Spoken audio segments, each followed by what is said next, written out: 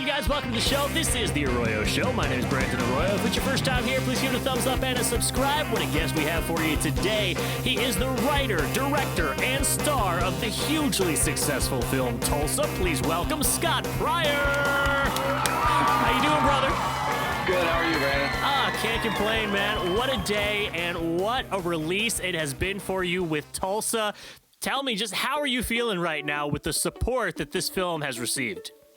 It's awesome. It's a little surreal because, we knew we were taking a huge chance by releasing during, COVID and just everything. And especially, people not wanting to get out to theaters and people not knowing theaters were even open. So it's been pretty crazy. We knew that, thank God, that we had a really, really strong, moving, emotionally impactful story of hope and love. So we thought that's what the nation needed. And so we just said, we're going to release and see what happens. And so we're super, super pumped at how it's done so far. And Tulsa going to be available for streaming everywhere in February, so be sure to keep an eye out for that. All right, so you seem to have mastered the art of the self-release. I mean, that's not something that a lot of people can say that they've done, is to do that. That takes a lot of drive, a lot of discipline. What does it take to do a self-release like that? Sure. So honestly, a lot of grace of God, and secondly, we have a very, very strong team that we've put together. So just having people who are super committed and passionate about the project, and we have a lot of grit. Somebody can say no or say you can't do that, but that just fires us up. So we just go in anyway, and we calculate. We consider the cost, we calculate everything, but at the end of the day, you have to take risks. And so we're like, let's just do it. Let's just get it done. And just a very hardworking, strong team who's just gritty and tough. And I mean, the box office is just showing the results of that. Today, in the box office, Tulsa became the #2 all-time box office for self-distributed films. That's kind of an amazing thing to happen in life in general, but in a pandemic. I mean, that just takes it to that next level. Have you been blown away by the success of this? We have. It was like, honestly, I felt like I was in the wilderness.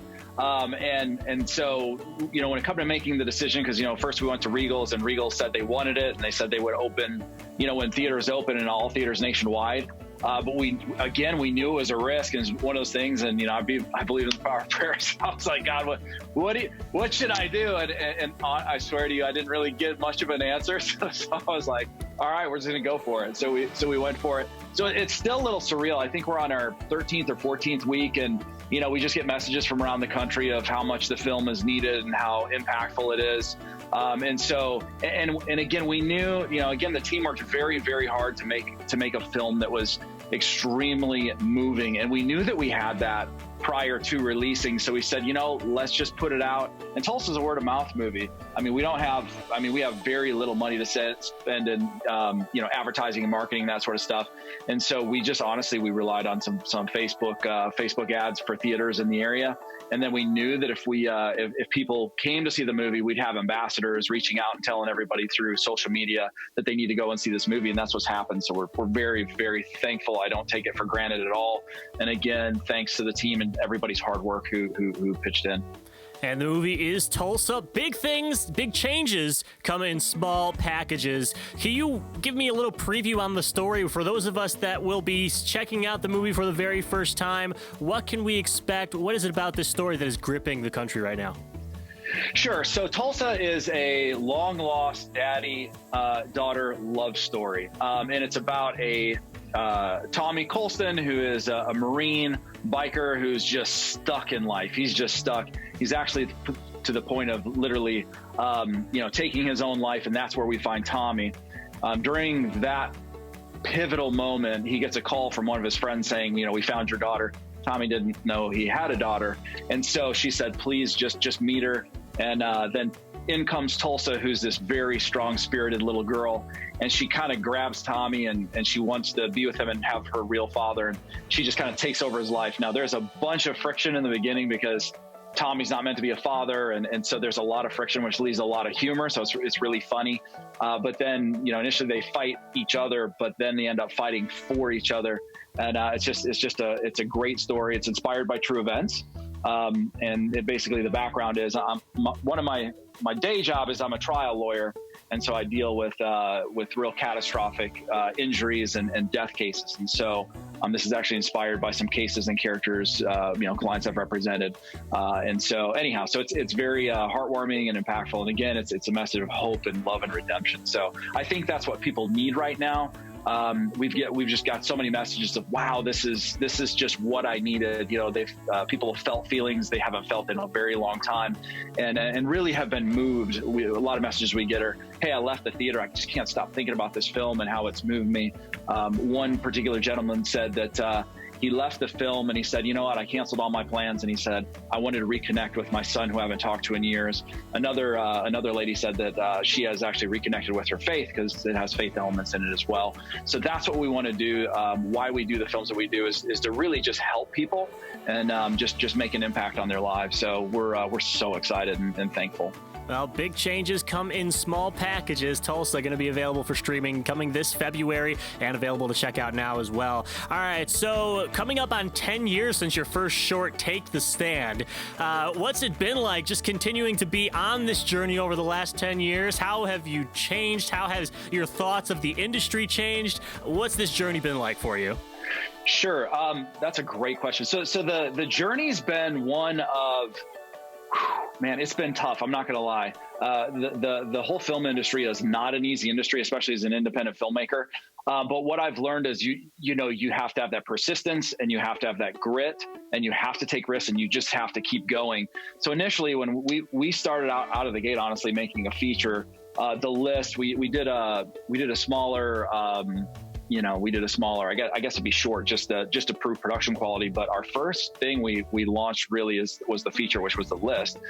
And I remember walking into the room after just this awesome team was assembled and laughing to myself going, I know the least out of anybody here how to make a film. But the team came together and I learned, and I was, I check my pride at the door, whether it's law or film or whatever I'm doing. I check my pride at the door and I say, okay, this is what I know, but please help me to learn. And so it's been, obviously with each project, our second film was called Black Bear, and Black Bear, it just came off Netflix, but it's on all these VOD platforms. And again, you learn so much every time you make a film. And then Tulsa was my first time co-directing a film. I've directed some other stuff, but co-directing a feature film. And so just learning each time and growing, it's been awesome. But again, you have to definitely keep going. And again, you meet different people and with each project it gets bigger. So that's exciting. And a lot of doors have opened because of Tulsa. We've had some studios reach out to us and other directors and creatives. So we're really excited about upcoming projects.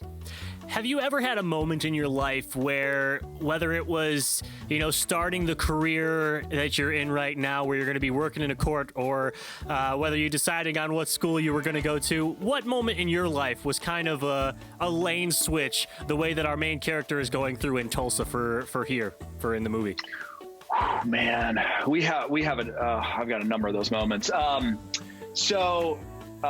of the biggest moments in my life was when I graduated from Marine Corps boot camp and became a Marine. So that was a really pivotal moment in my life because I thought, if I can do this, I can do anything. Also, when I was thinking law, I knew that starting my own practice would give me the freedom and the ability to do creative things like films and that sort of stuff. And I remember it was after undergraduate, and I had an undergraduate degree, and I remember literally working construction because the economy wasn't good. There wasn't a lot of upward mobility. So I was working for my boss who literally, I'd put myself through undergraduate working construction, and I was outside, and I kid you not, I dug a hole all day because it's cheaper to pay me to dig a hole have a machine do it. And so I remember doing that all day. And I remember saying, shoveling and saying, there's got to be another way. There's got to be another way. And I remember going home and just soul searching that night. And I just said, I've got to make a huge change because I just felt like I was in this period of like a wilderness. You're just looking for, what am I going to do with my life? What's my purpose and all this? And so then I just said, okay, there's got to be a change. I've got to make a big decision. I've got to move forward with something big. And so that was a very humbling moment that I'll never forget. Just literally digging a hole all day and going, okay, what are you doing? You know, like not that there's anything wrong with digging holes all day, but that was definitely an impactful moment that kind of set me on this trajectory. Well, Scott, as we begin to wind down the interview here a little bit, we have what's called the final five. They are the last 5 questions of the interview, and they are the who, what, when, where, and how of what you have going on right now. So our first question, who do you speak with the most each day right now? Okay, that would be my wife, Laura. Easy one, right off the bat. My secret weapon. She's the secret sauce behind all these films and the law practice and everything else. What item do you use each day other than your phone? Ooh, what item?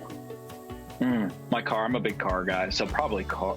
I'm into muscle cars, so I'd say car. What's the muscle car right now? What's the one that you're just like psyched about? Well, I have a Hellcat that's been all tricked out, and then I've got a '69 Camaro that's a resto mod, and then recently, I got my wife a 1970 Charger that's a resto mod. Amazing. It's her car. Okay, when did you know that you wanted to get involved in acting? High school. We would do skits. One of my teachers, and I did not go to a liberal arts school. I went to a school with not a whole lot of money at all. And so one of my teachers would have us do skits for the class. And so we'd come up with these outrageous skits, and they were supposed to have some sort of lesson, which they never really had a lesson. We just do outrageous skits. And then other groups would have me act in their skits. And so I just loved it. I loved the whole creative process. And so that was kind of that turning point. Where is your dream vacation? Ooh, that's a good one. I'm in an adventure, so I love like high adrenaline stuff, like skydiving and bungee jumping and all that sort of stuff. So I would say I went to New Zealand a couple years ago, and it is like a mecca for, you can do a lot of that stuff. So I'd say I've been to New Zealand, so I'll say New Zealand, but I'd love to go to, name it. I'd love to travel, elsewhere. So I'd say for now, New Zealand. Go back to New Zealand. As Sinatra said it, these vagabond shoes are longing to stray. We got to get out there and see the world. Our final question for you, Scott: how do you define success? I define success through connection. How connected are you to God and other people? And success to me is, my mission in life is to bring hope and help other people. So how many people can I help, whether it's law, film, or just being a friend, or just, helping a stranger? Success to me is defined at how big a footprint of help that we can help other people. Well, he is Scott Pryor. He is the writer, director, and star of the hugely successful film Tulsa. Scott, thank you so much for joining us. We look forward to sharing this movie with as many people as humanly possible, and congratulations on all of its success. Thank you, Brandon, so much for having me on the show. This is Scott Pryor from the film Tulsa, and you are watching the awesome ARROYO Show.